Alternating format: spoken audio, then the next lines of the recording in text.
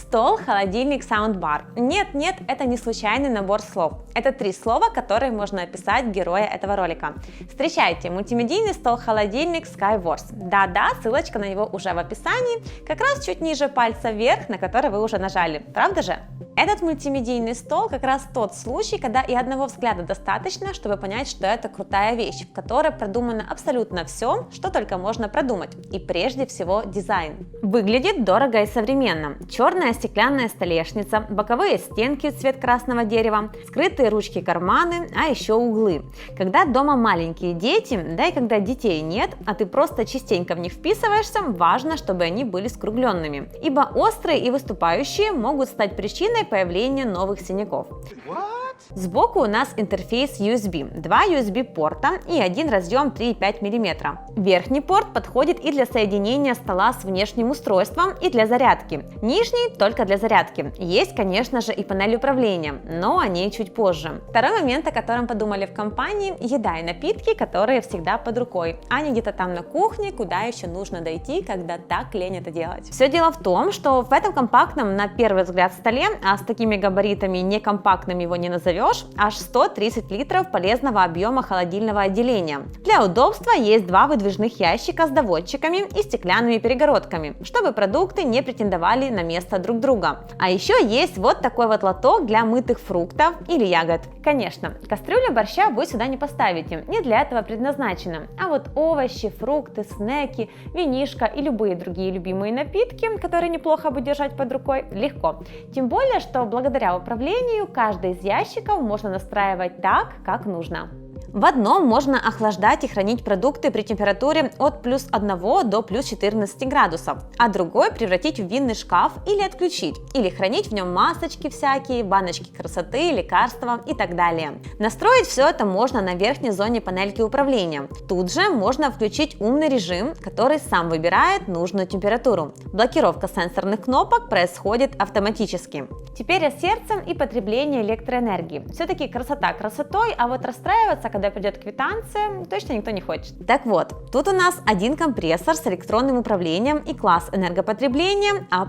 За год мультимедийный стол-холодильник съест плюс-минус 115 кВт-часов. Зависит от вашего использования и количества продуктов в ящиках. И эта цифра на порядок ниже той, которую накрутит обычный холодильник. Система охлаждения статическая, и необходимая влажность для хранения продуктов сохраняется. А за счет того, что морозилки тут нет и размораживать ничего не придется. А вот протирать периодически ящики, ну камон, занятие не из сложных и не из долгих. Да и для предотвращения размножения бактерий подвезли антибактериальный уплотнитель и антибактериальное покрытие HIPS 06. Также подумали и о том, чтобы шоколад легко находился в темное время суток, не включая свет. Ну а если стол недалеко от кровати, то и не поднимаясь с нее. Тут спасибо мягкому белому освещению, которое, кстати, и яркое, и не раздражающее. Собственно, как и звук работы не раздражающий, ибо 36 дБ вы вряд ли услышите.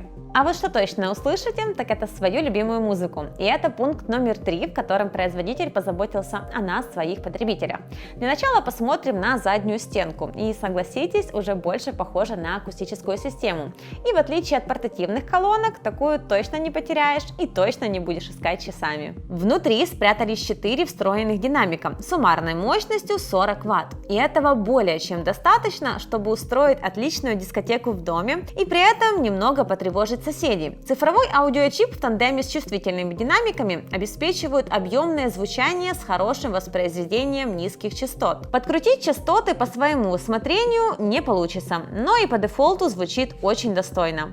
Теперь по подключению. Есть несколько вариантов, которые можно выбрать вот этой кнопкой с обозначением Mood. Подключение по Bluetooth версии 4.2, через AUX или USB. Для начала попробуем подключить через Bluetooth. Берем телефон и находим новое устройство. Включаем музыку.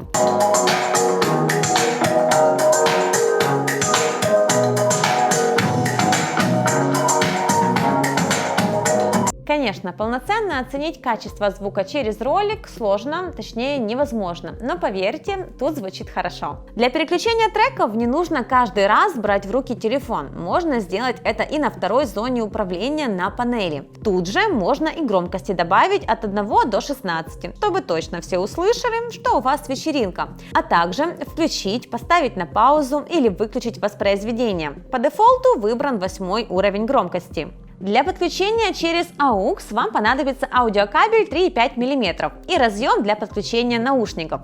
Если у вас старый добрый мини-джек, то вот этот шнур из коробки вам отличненько подойдет. В таком режиме можно подключиться и к компьютеру, и к смартфону, а затем на них же и управлять музыкой. Единственное, что не получится, переключать треки. При подключении через USB важно помнить, музыка будет воспроизводиться только в том случае, если вы подключите USB-накопитель в верхний USB-порт. Нижний для этих дел не подходит. Если подытожить, то знаете, это такой классный гаджет для тех, у кого, казалось бы, все есть и хочется чего-нибудь необычного домой. Или тех, кто частенько приглашает друзей и любит, когда громко играет музыка и еда с напитками всегда под рукой. Кстати, любители покера точно оценят этот стильный предмет интерьера с неожиданными функциями. Узнать актуальную стоимость на мультимедийный стол-холодильник вы можете по ссылке в описании ролика. Ну а с вами была Катя, ваша любимая розеточка. Всем громкой музыки и поменьше недовольных соседей, которым она мешает спать. Всем пока!